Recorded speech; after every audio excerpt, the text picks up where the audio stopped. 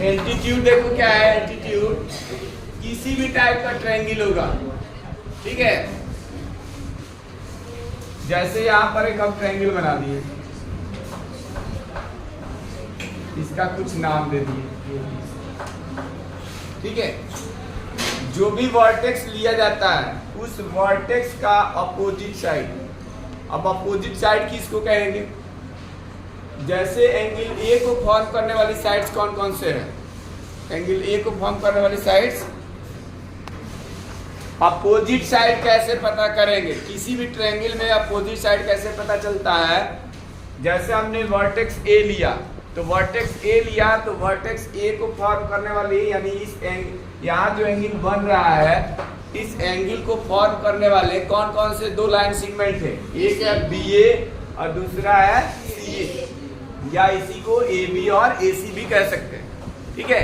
A B और ए सी है, तो इस दो साइड्स को छोड़ दिया जाए तो जो रिमेनिंग साइड होता है वही इसका क्या कहलाता है? अपोजिट साइड कहलाता है। जिस किसी भी वर्टेक्स को हम लोग लेंगे, जैसे वर्टेक्स ए लिया तो वर्टेक्स ए लिया तो यहाँ पर एक एंगल बन रहा है ना, एंगल ए, तो एंगल ए को फॉर्म करने वाली कौन कौन से दो साइड से? ए बी एंड ए सी। तो इन दोनों साइड को अगर हम छोड़ दें तो जो बचा हुआ साइड होगा वही इसका अपोजिट साइड कहलाता है। क्या कहलाता है? Opposite side. यानी एंगल ए का अपोजिट साइड जो है हमारा क्या है? B C. क्या हो गया? B C. सिमिलरली यहाँ बताओ एंगल बी का अपोजिट साइड क्या होगा? ए सी। क्यों? क्योंकि एंगल बी को फॉर्म करने वाली साइड है ए बी और बी सी, तो इन दोनों को अगर हम छुपाएंगे तो बचा हुआ साइड ए सी बचता है, इसलिए ए सी इसका क्या हो जाएगा? Opposite side. Similarly angle C का अपोजिट साइड कौन बताएगा? A B. क्यों? क्योंकि एंगल सी को फॉर्म करने वाले साइड ए सी और बी सी है, तो इन दोनों साइड को हम स्प्लिट करेंगे तो बचेगा क्या? A B. तो अब अपोजिट साइड समझ गए ना सब लोग? किसी को दिक्कत अपोजिट साइड समझने में? तो अपोजिट साइड जब पता चल गया तो ये एल्टीट्यूड क्या होता है? किसी भी वर्टेक्स से अपोजिट साइड पर परपेंडिकुलर जब ड्रॉ कर दिया जाता है, ये ड्रॉ कर दिया, ठीक है, तो ये जो लेंथ आएगा इसका नाम दे देते हैं मान लो ए एम। तो ये जो ए एम आया ना, ए एम, इसी को एल्टीट्यूड कहते हैं। क्या कहते हैं इसको? एल्टीट्यूड। इंग्लिश में इसको क्या बोलेंगे? The perpendicular drawn from any vertex of the triangle to the opposite side is called altitude. The perpendicular ही ड्रॉ किया गया है, इस तरह का जो सिंबल बनता है ये परपेंडिकुलर का है, यानी इधर 90 डिग्री और इधर भी 90 डिग्री। जब हम लोग इस BC लाइन पर एक साइड में 90 डिग्री का एंगल बनाएंगे तो दूसरा ऑटोमेटिक 90 होगा ही होगा। क्यों होगा? क्योंकि स्ट्रेट लाइन के वन साइड जो है कितना एंगल बनता है? 90 नहीं 180 डिग्री। क्या पढ़े तुम लोग?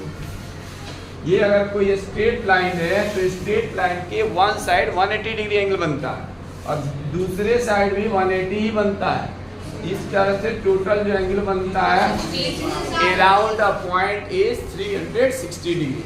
तो इसलिए यहाँ पर क्या है, अगर ये एंगल 90 डिग्री हो गया तो बचा हुआ एंगल ए एम बी भी वो भी क्या होगा? 90 डिग्री होगा। डिफिनेशन क्या हो गया एल्टीट्यूड का? The perpendicular drawn from any vertex of the triangle to the opposite side is called altitude. यानी ये जो परपेंडिकुलर ड्रॉ किया गया है ना, ए एम जो है वही एल्टीट्यूड है। जहाँ लिख देता हूं the perpendicular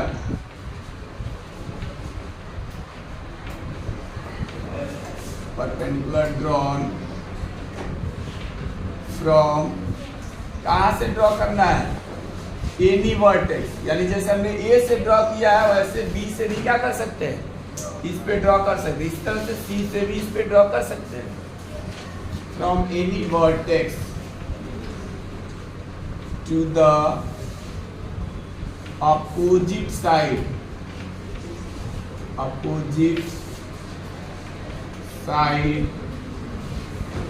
of the triangle is called क्या कहलाता है? एल्टीट्यूड। ठीक है। अब इसमें इन ट्रायंगल जो हम ट्रायंगल बनाए हुए हैं ABC, इसमें क्या है? AM परपेंडिकुलर टू BC है। देयरफॉर AM हमारा क्या कहलाएगा? AM is an altitude. ठीक है, एक एल्टीट्यूड है फ्रॉम दी वर्टेक्स ए से जो वर्टेक्स खींचा गया, मतलब वर्टेक्स ए से ये जो परपेंडिकुलर खींचा गया है, यही हमारा क्या है? इसका एल्टीट्यूड। ठीक है। सिमिलरली किसी ट्रायंगल में बताना है कि कितने क्या हो सकते हैं एल्टीट्यूड, कितने हो सकते हैं? किसी ट्रायंगल में मैक्सिमम कितने एल्टीट्यूड हो सकते हैं? 3, क्योंकि 3 वर्टिसेस होते हैं, तो 3 वर्टिसेस से मैक्सिमम 3 एल्टीट्यूड ही ड्रॉ किया जा सकता है। यानी हम चाहे तो यहाँ से ड्रॉ कर सकते हैं, ड्रॉ करके दिखा दें कि तुम लोग समझ जाओगे। बनाएंगे तो मतलब थोड़ा फिगर और उल्टा हो जाएगा, बाकी कोई बात नहीं। अगर कहोगे तो यहाँ पर हम ड्रॉ कर ही देते हैं। एक परपेंडिकुलर यहाँ ड्रॉ कर दिया, ठीक है, और एक जो है यहाँ से, ये 3 वर्टिसेस, फिर इसका AM, इसका N, इसका O नाम देंगे। तो यहाँ पर 3 वर्टिसेस कौन कौन से हो गया? एक हो गया AM, दूसरा क्या हो गया? BN, और तीसरा CO। आर 3 एल्टीट्यूड्स, ये 3 एल्टीट्यूड्स हो गए। ठीक है। जहां पर ये 3 एल्टीट्यूड्स मीट करते हैं किसी भी ट्रायंगल का, उस पॉइंट का भी कुछ नाम है जो कि 9th क्लास पढ़ना है। अगर जानना चाहो तो इसको हम बता सकते हैं। इसको कहा जाता है ऑर्थो सेंटर। क्या कहा जाता है? Ortho centre.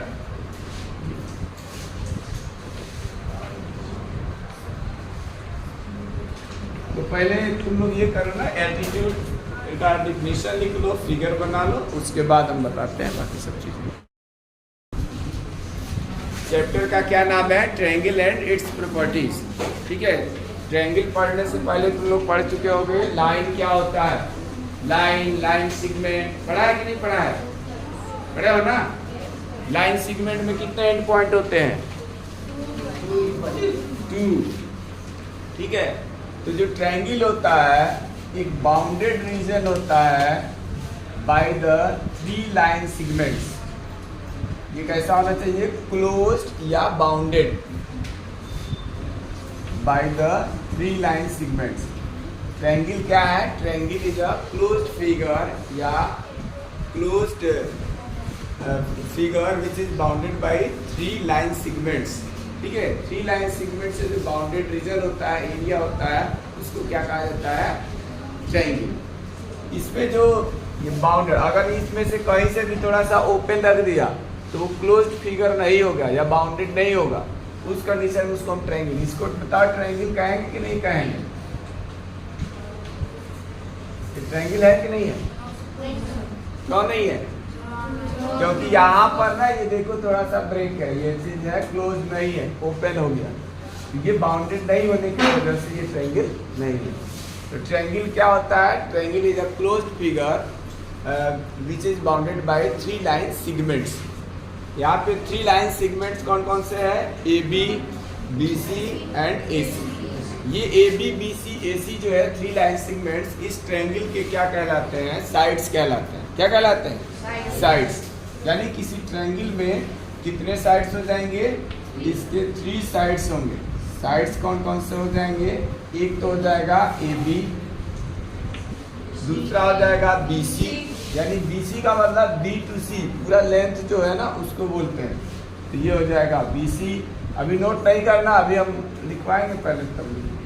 और तीसरा है AC या CB।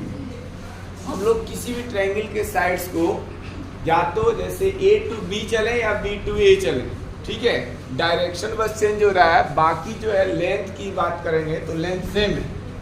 A से B चलेंगे तो भी उतना ही लेंथ, B से A चलेंगे तो भी उतना ही लेंथ। जैसे स्कूल से घर से स्कूल आए हो या स्कूल से घर जाओ, दोनों ही कंडीशन में क्या है, डिस्टेंस जो होगी तुम्हारी वो क्या होगी, सेम होगी, चेंज नहीं होगी। वो कब चेंज नहीं होगी, अगर जिस पाथ से घर से स्कूल आए हो फिर उसी पाथ से स्कूल से घर जाओगे तो वहाँ पर लेंथ जो होगी दोनों तरफ से इक्वल होगी। यहाँ पर सेम वही कंडीशन है, A to B जाओ चाहे B to A जाओ, वो लेंथ हमेशा इसका मैग्नीट्यूड जो होगा, अगर ये मान लेते हैं 4 सेंटीमीटर है, ये 5 सेंटीमीटर है, ये 3 सेंटीमीटर है, तो लेंथ ए बी लिखो या बी ए लिखो, लेंथ हमेशा सेम रहेगी। तो इसी साइड्स को हम लोग ऐसे भी लिख सकते हैं, जहाँ ए बी लिखा है उसको बी ए भी लिख सकते हैं, ऐसे भी लिख सकते हैं बी ए, और जहाँ बी सी लिखा है उसको हम क्या लिख सकते हैं, सी बी भी लिख सकते हैं, यानी बी टू सी इसमें चला गया है तो सी टू भी लिख सकते हैं। यहाँ ए सी लिखा है यानी ए टू सी जा रहा है तो इसको क्या लिख सकते हैं, दूसरा सी ए भी लिख सकते हैं। यानी किसी ट्रायंगल के साइड्स को हम लोग, साइड्स तो 3 ही होते हैं लेकिन उसको लिखने का ढंग जो है अलग अलग हो सकता है। उसके बाद बात आती है कि इसके 3 कॉर्नर्स होते हैं। ये 3 क्या है, इसके कॉर्नर्स। जैसे वो पोडियम है तो उसमें देखो कितने कॉर्नर दिख रहे हैं, चाहे टेबल है, एक यहाँ कॉर्नर है, एक उधर है, यहाँ है, 4 कॉर्नर्स है। तो जो 4 कॉर्नर्स है उसमें टेबल में, तो उसके वर्टिसेस कहलाते हैं।